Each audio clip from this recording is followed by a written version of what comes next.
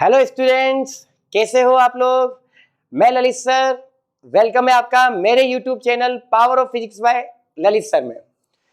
तो स्टूडेंट्स, अपन ने last lecture में क्या डिस्कस किया था? चुंबकीय क्षेत्र एवं उसके मात्रक और लॉरेंज बल को भी अपन ने डिस्कस किया था। उसके बाद बच्चों की रिक्वायरमेंट आई, सर एनसीईआरटी के एग्जाम्पल कब डालोगे?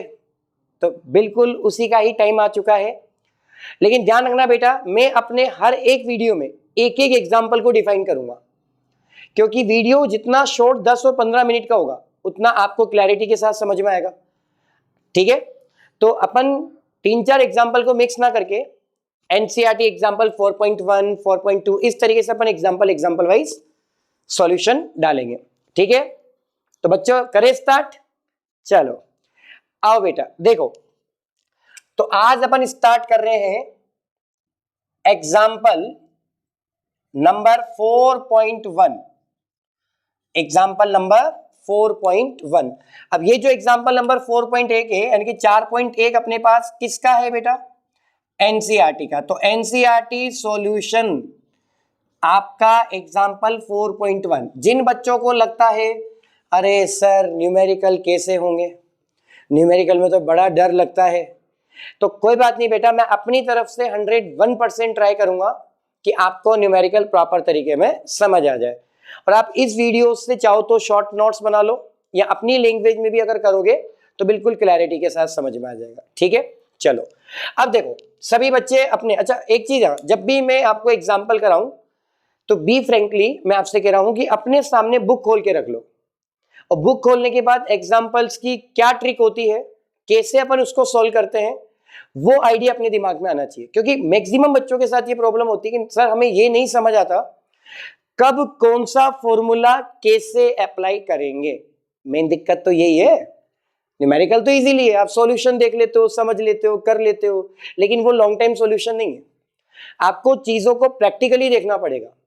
ठीक है, रियल लाइफ से उसको कनेक्ट कर दो, मजा आ जाएगा। देखो एक एग्जांपल में जैसे आपके सामने ला रहा हूं, आपको अच्छा लगेगा, कोशिश करूंगा कि आपको पूरा समझ में आए। आइए बेटा, एनसीईआरटी सॉल्यूशन एग्जांपल नंबर 4.1। सबसे पहले सभी बच्चे अपने अपनी बुक्स ओपन कर ले और उसमें एग्जांपल 4.1 को खोल ले। ठीक है, देखो क्वेश्चन क्या कह रहा है। क्वेश्चन में हमेशा ध्यान रखो, सबसे पहले क्वेश्चन क्या कह रहा है अपन को देखना है। ठीक है, क्वेश्चन ये कह रहा है कि अपने पास एक तार है। क्या है बेटा? एक तार, जिसको अपन वायर बोलते हैं। जैसे मार्कर है, इसको अपन एक तार मान सकते हैं, क्योंकि अभी मैं इजी को एज्यूम करने वाला हूं स्क्रीन पे। एक तार है जिसका मास का मतलब द्रव्यमान कितना है? 200 ग्राम। कितना है बेटा? उस 200 ग्राम अपने पास द्रव्यमान का एक तार है। हमेशा ध्यान रखो, पहले क्वेश्चन को पढ़ना है बेटा अच्छे से, है ना। क्वेश्चन को पढ़ने के बाद क्या क्या अपन जस्टिफाई करेंगे वो अपन यहाँ पे डिस्कस करने वाले हैं। तो एक तार है जिसका द्रव्यमान है 200 ग्राम, और उस तार की जो लंबाई है वो है 1.5 मीटर। कितनी है? 1.5 मीटर। 200 ग्राम द्रव्यमान का कोई तार है जिसकी लंबाई कितनी है? 1.5 मीटर। अब भैया उस तार के अंदर हम क्या भेजने वाले हैं? करंट। तो उस तार के अंदर कितनी करंट जा रही है बेटा? कितनी विद्युत धारा जा रही है? 2 एम्पियर की। देखो क्वेश्चन में दे रखा है, सभी बच्चे मेरे साथ क्वेश्चन पढ़ेंगे। उस तार के अंदर 2 एम्पियर की क्या जा रही है? विद्युत धारा जा रही है। ठीक है, द्रव्यमान अपन को दे रखा है 200 ग्राम। लंबाई अपन को दे रखी है कितना बेटा? लंबाई अपन को कितनी दे रखी है? 1.5 मीटर। ठीक है, और अपन को सबसे बड़ी बात जो दे रखी है वो क्या है? विद्युत धारा। कितनी? 2 एम्पियर। कहानी समझ आ गई? यहां तक किसी को कोई प्रॉब्लम नहीं है? उसके बाद वो क्या बोलता है कि उस तार को अपन स्वतंत्रता पूर्वक एक समान चुंबकीय क्षेत्र में लटका देंगे। ठीक है, अब भैया तार को लटका दिया, जैसे फांसी के फंदे पर लटकाया जाता है, इसी तार को भी लगा दिया चुंबकीय क्षेत्र के अंदर। तो उस कंडीशन में आपको ये निकालना है कि कितने परिमाण का चुंबकीय क्षेत्र उत्पन्न होगा। ठीक है, कितने परिमाण का चुंबकीय क्षेत्र उत्पन्न होगा। तो ये अपना सिंपल क्वेश्चन है जो मैंने आपको ऑरली बोल के समझा दिया। जब भी क्वेश्चन अपन पढ़ते हैं तो एक चीज हमेशा ध्यान रखना, क्वेश्चन को सोल्व करने का सबसे बेस्ट तरीका जो मैंने खुद ने एक्सपीरियंस किया है वो मैं आपके साथ शेयर करने जा रहा हूं।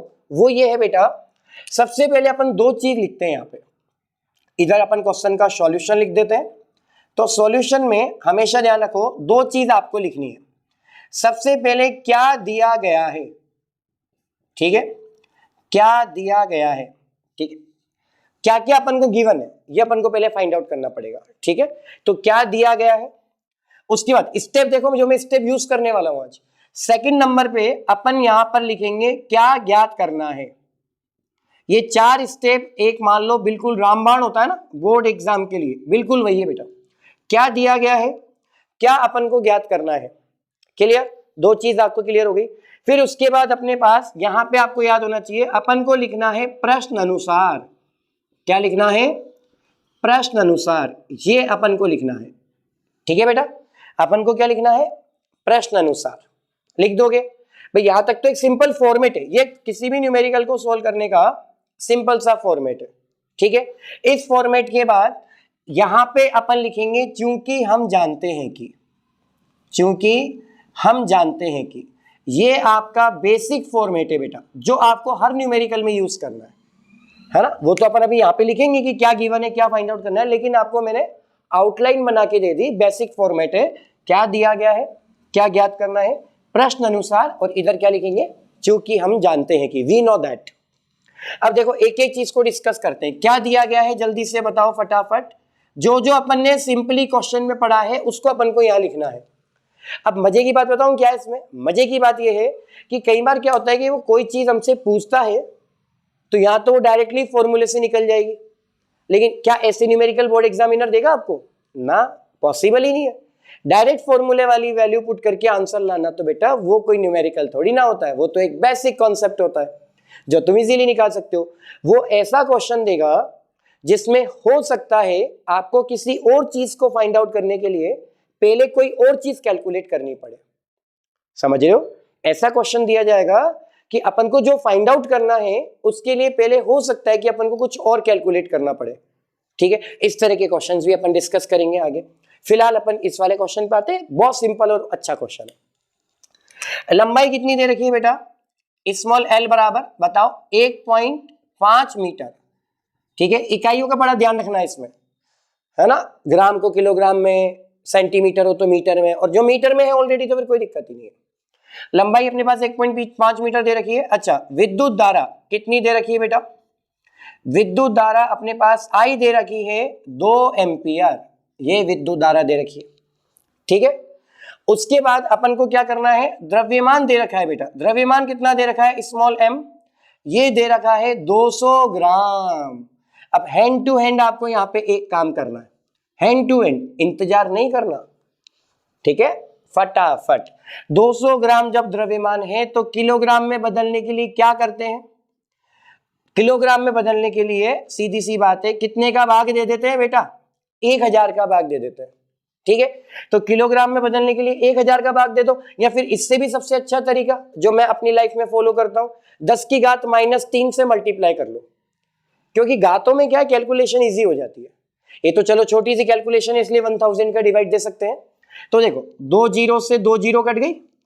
अच्छा, 2 में 10 का भाग देंगे कितना आ जाएगा बेटा, 0.2 किलोग्राम। तो आपने ग्राम को किस में कन्वर्ट कर दिया, किलोग्राम में कन्वर्ट कर दिया, ठीक है। चलो क्या ज्ञात करना है, ये तो अपन को दिया गया है। अपन को ज्ञात क्या करना है, चुंबकीय क्षेत्र का परिमाण। क्या ज्ञात करना है बेटा, चुंबकीय क्षेत्र का परिमाण। अच्छा, परिमाण का मतलब क्या, आपको बी की वैल्यू निकालनी है। किसकी वैल्यू निकालनी है, बी की वैल्यू निकालनी है, ठीक है। चलो ये भी अपन को पता है कि भाई बी कैसे निकालना है, अभी कॉन्सेप्ट आपके सामने आ जाएगा। उसके बाद प्रश्न अनुसार ये लिख लोगे, इसमें कोई डाउट ही नहीं है। क्योंकि हम जानते हैं कि ये अपन को पता है, सुनो इस वर्ड को लिखने से क्या फील होता है, ये वर्ड जब लिखा जाता है जब आपको एग्जैक्ट पता लग गया कि भैया ये क्वेश्चन फॉर्मूले पे होगा, ठीक है, फॉर्मूले बेस पे होगा, ये अपन को बिल्कुल क्लियर होना चाहिए। अब देखो क्वेश्चन में मैं थोड़ा सा इसको डायग्राम पे ले जाता हूं, क्योंकि क्वेश्चन को डायग्राम से समझना भी बड़ा जरूरी होता है, ठीक है।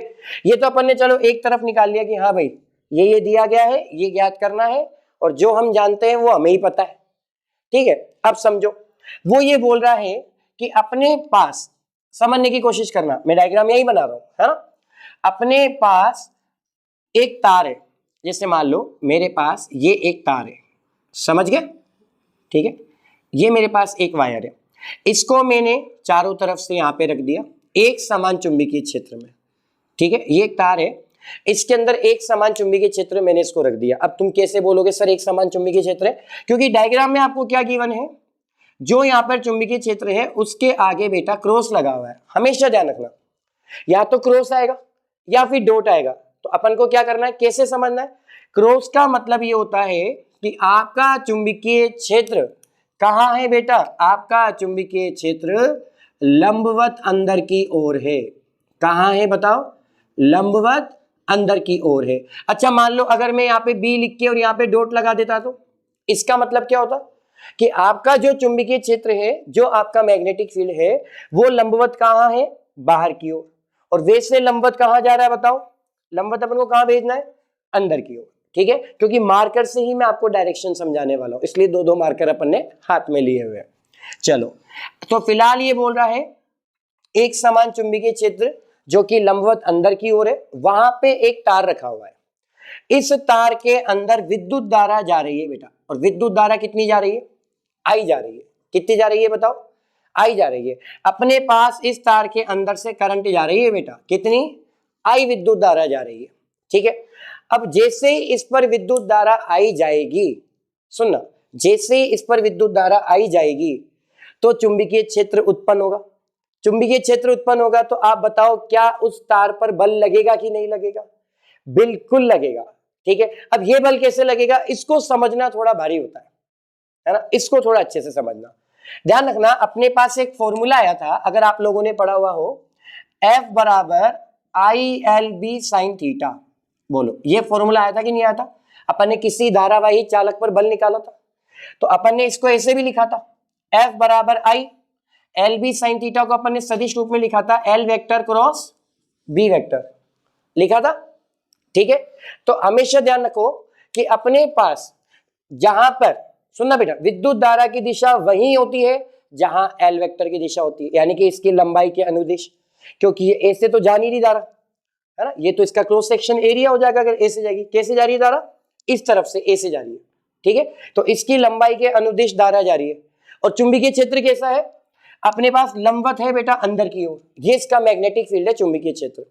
अब हमको ये देखना है कि बल कहां लग रहा है, कौन सा वाला बल, ये वाला बल जो ILB वाला बल है, ठीक है, ये बल कहां लग रहा है। उसके लिए मैंने आपको एक कॉन्सेप्ट भी बताया था कि हमेशा ध्यान रखो, जो बल की दिशा होगी, चुंबकीय क्षेत्र में रखा हुआ है तो चुंबकीय बल लगेगा, जो बल की दिशा होगी वो L वेक्टर और B वेक्टर, इन दोनों के, जो मैं वर्ड बोल रहा हूं उसको कैच करो, जो बल की दिशा होगी वो L वेक्टर और B वेक्टर, इन दोनों के तल के लंबवत होगी। कैसी होगी, इन दोनों के तल के लंबवत होगी, ये इसकी बल की दिशा होने वाली है। अब देखो बल कैसे निकलेगा, समझने की कोशिश करना।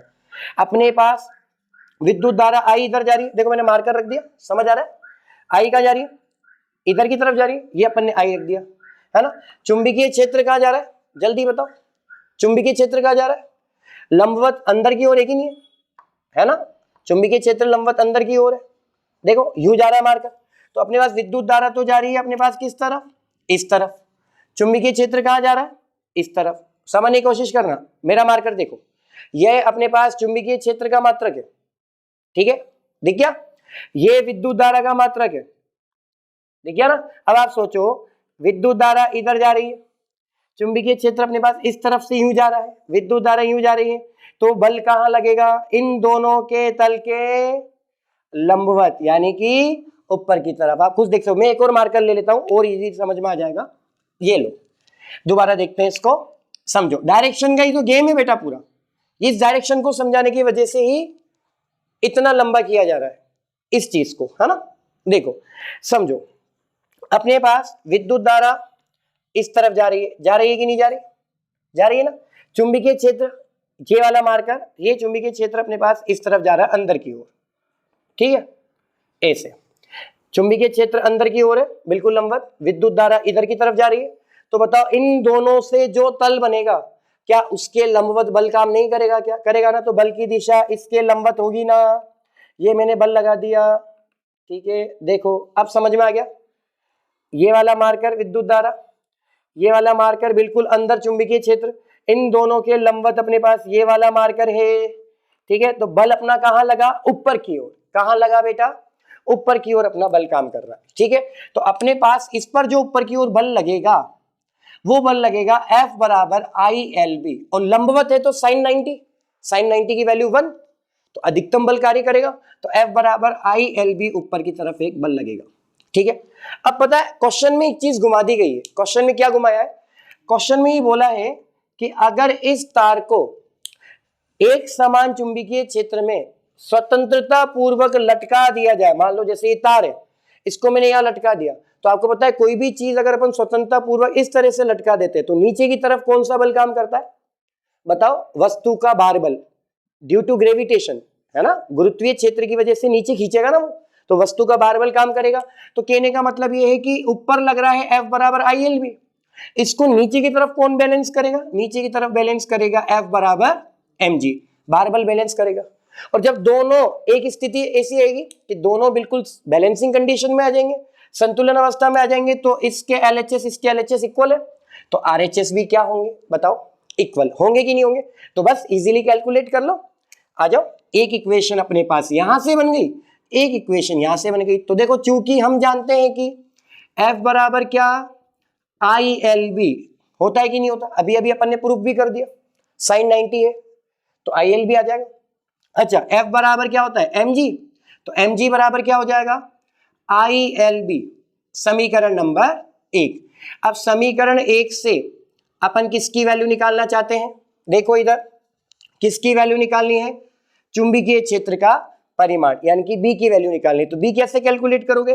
B बराबर हो जाएगा, अगर मुझे B कैलकुलेट करना है तो IL का भाग में इधर दे दूं, तो B बराबर हो जाएगा mg बटे IL। चलो इसको सोल्व करें, ठीक है। इसको सोल्व करते देखो m का मान कितना, आ जाओ 0.2 किलोग्राम, सिंपल कैलकुलेशन है। अच्छा ध्यान रखना, कैलकुलेशन आपको बिल्कुल प्रॉपर तरीके से करनी है, और न्यूमेरिकल करने के बाद अगर टाइम मिले तो बेटा थोड़ा सा चेक कर लेना, क्योंकि हम जल्दीबाजी में गलत कर जाते हैं, है ना। तो m की वैल्यू 0.2 किलोग्राम। अच्छा, स्मॉल g का मान आपको कितना लेना, ये सबको पता है, गुरुत्वीय त्वरण में अपने पास जो मान होता है स्मॉल g का 9.8, ठीक है। 10 मत लेना, 10 अपन को जब तक नहीं लेना जब तक वो क्वेश्चन में नहीं बोल रहा। कई बार हम कैलकुलेशंस को इजी करने के लिए 10 ले आते, नहीं। 9.8। आई अपने पास विद्युत धारा कितनी है? 2 एम्पियर, और लंबाई कितनी है बताओ? 1.5। कितनी है?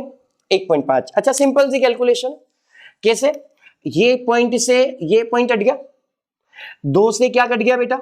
2 कट गया, कैंसिल आउट हो गया। क्या बचा अपने पास? देखो अपने पास बचा इधर 9.8। 9.8 में अपन किसका भाग देंगे? 15 का। तो देखो पॉइंट हटाओगे नीचे 0 आ जाएगा, सिंपल कैलकुलेशन। तो 98 में अपन 150, यानी कि 98 में 150 का भाग दोगे।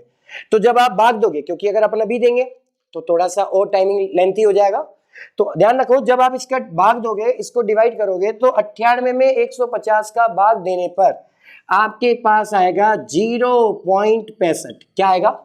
0.65। निकालना क्या है? चुंबकीय क्षेत्र का परिमाण। तो इकाई भी किसकी आएगी? चुंबकीय क्षेत्र के परिमाण की आएगी। तो इसका जो आंसर आएगा, ठीक है, जो इकाई लगने वाली है वो होगी 0.65 टेस्ला। तो अपना फर्स्ट न्यूमेरिकल जो है आप मैच कर सकते हो अपनी बुक के अंदर, उसका आंसर आ रहा है 0.65 टेस्ला। डायग्राम इंपॉर्टेंट है, और सबसे बड़ी बात ललित सर का लॉजिक बड़ा इंपॉर्टेंट है बेटा, ये लॉजिक लगा लेना, आंसर आ जाएगा। ठीक है, कहानी समझ आ रही है? क्लियर है सबको? बस ध्यान रखना, दो सदिशों का जो गुणनफल होता है ना, उसकी दिशा जो अपन ज्ञात करते हैं वो दक्षिण हस्त नियम से ज्ञात करते हैं, या दक्षिणावर्त पेच नियम से। अब पेच का नियम क्या है? इन पेच को घुमाते जाओ, अब घुमाते जाओगे तो कहीं ना कहीं तल के लंबवत उसकी दिशा निकल कर आ जाती है। ठीक है, तो इस तरह से स्टूडेंट्स ये आपके सामने एग्जाम्पल 4.1 है, जिसका आप स्क्रीनशॉट भी ले सकते हो, और आपका ये सॉल्यूशन कंप्लीट हो चुका है। अगले वीडियो में मैं आपके सामने एग्जाम्पल 4.2 उदाहरण 4.2 लेकर आने वाला हूं, जिसमें भी पूरा का पूरा गेम डायरेक्शन का है। बहुत इजी क्वेश्चन है। ट्राई करूंगा कि मैं 1 बाय 1 एग्जांपल्स आपको हर वीडियो में अवेलेबल करवाऊं। ठीक है बेटा, चलो सभी को बहुत बहुत धन्यवाद मेरे साथ लास्ट तक बने रहने के लिए, और सभी का ढेर सारा प्यार इसी तरह मिलता रहे। Thank you so much. Video को लाइक, शेयर और सब्सक्राइब कर दीजिए।